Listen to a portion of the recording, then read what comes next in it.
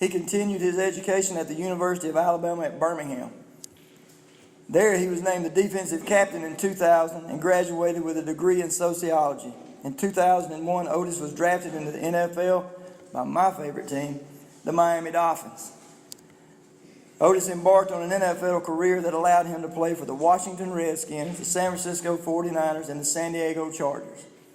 After retiring in 2006, Otis embarked upon his true passion, helping, and I don't even need to read this last part, I can just tell you what his passion is.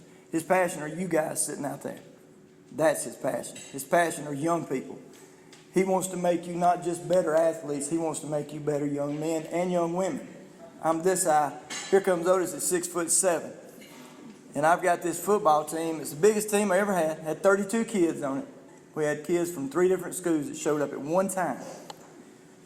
I'm thinking this is going to be the best football team I've ever had. Otis walks up, and he said, Coach, just let me have them for today. And I said, all yours. He started running them. They did wheelbarrows. They did fence jumps. There was one kid in particular who has went on to play college basketball. His name's J.V. McKinney. J.V. is one of the best basketball players that ever come through this county. He's never worked like this. He is just spent. He goes over there and half of his body's laying on the table. This is a true story now. Half of his body's laying on the table. The other half's hanging off. Drool's coming out of his mouth. And he's just done. He said, I'm done, Coach. I'm done.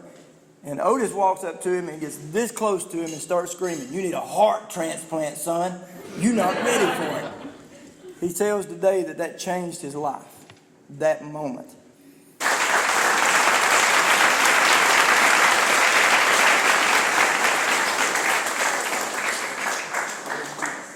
I want to dedicate this speech to a guy by the name of, and I spoke with the AD and the president earlier, a guy by the name of A.J. Luke, who died, I want to say about 1.5 years, 2 years ago. He went to Montevallo, played basketball. I trained him at Ramsey High School. And I just feel like, hey, if I get a chance to be in the place, one of the last places he was in, I feel it's only fair that I honor A.J. Luke. And I know if he's looking down on me, he know I'm going to give it my all, because that's what I taught him. And I don't believe in telling folks stuff that I don't believe in trying to lead kids ways that I don't believe. So I'm going to give this my all for A.J. Luke, and I want y'all to learn something from that story. Life is really short, man, and some of you guys think you got forever, man, but forever is upon us currently. So you better take today, because today is the present. Just like when Christmas or your birthday come, you get a present. So today is your present from God. So you better take today and you better do something with your present. I want to acknowledge my wife and my son who is over there. Nadia, raise your hand. I know I don't do enough of being thankful.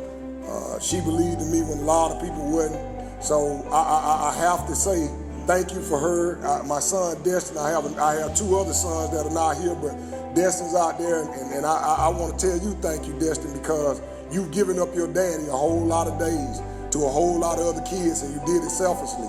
And I don't do enough of thanking y'all for allowing me to be who God called me to be, because sometimes, man, a calling ain't comfort. And you have to give up a lot of things to be a whole lot of things to a lot of people. I'm going to go in real quick and kind of talk about Coach Smith, because he was real modest. You got to realize, when I got started on this journey of training athletes in the Birmingham area, now I had a 6-year pro career, and that was all good, but it was a very humbling thing when I realized that God allowed me to go to the NFL, not for me. I was never meant to put on a yellow jacket. He wanted to show me what the process took so I can lead kids to a yellow jacket, so I can lead kids to a better life, so I can take boys into manhood and aid girls in womanhood. He showed me that, and he gave me just another notch on my resume so some of you guys can listen. I was never meant to be that guy. That's a humbling experience when you realize God only sent you to a place just for your resume and your understanding. For the kid that lines up and play ball, and especially once you get to the pro level, you believe that you were the one that was supposed to put on a yellow jacket. So I had to get rid of it. And then I had to humble myself after going broke, after losing a lot. Because see, one thing I'm not going to do, I refuse to get up here and act like everything been a crystal scale with me.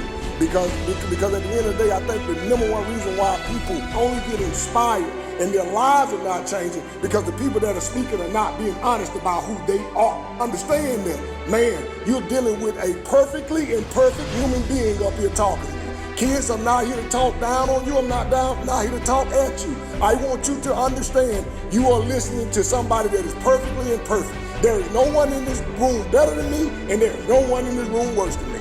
So we'll get started right there so you can hear me. But I wanted to go back to Coach Smith. Coach Smith, this is where he was real humble with you guys. I went to 62 schools in the Birmingham area when I got started. 62 people told me no, that they did not have any need for a strength and conditioning coach, and what I was doing at that time was outlandish, and we already have people on the staff that handled that. There's no need for that. There was only 2 guys in the whole city of Birmingham that was training athletes at that time that I knew of after doing my research. Coach Smith gave me an opportunity when no one else would. I've been around a whole lot of big names and 7A coaches and 6A coaches, and they sound good, but I'm telling you, there's only one Coach Smith in this area, and I'm telling you, ain't nobody quite like him, because that man gave me a chance. He did. And with that team, we did some great things. I want to give you a flower right now, man. You gave me a chance, man. When a lot of people, this wasn't even possible. This was before I met a whole lot of people, man. A whole lot of people told me no. Man, you gave me an opportunity. And not only did you give me an opportunity, you gave me a place to belong. Because I was depressed, and I was dealing with anxiety and suicidal thoughts and all that crap, because in my life, all I thought I was a football player.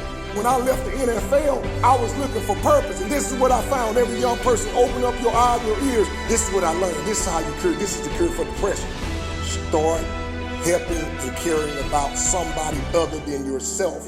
When you get your mind off of you, the depression stops. Most of the people that are depressed and sad is because they're only thinking about their problems. If you get wrapped up in somebody else, your life will change that day. This man was a part of that. So that's what I'm here today. And again, man, I'm going to go on to the next phase of this because I get caught up in that, just that alone. Coach Smith, publicly, thank you.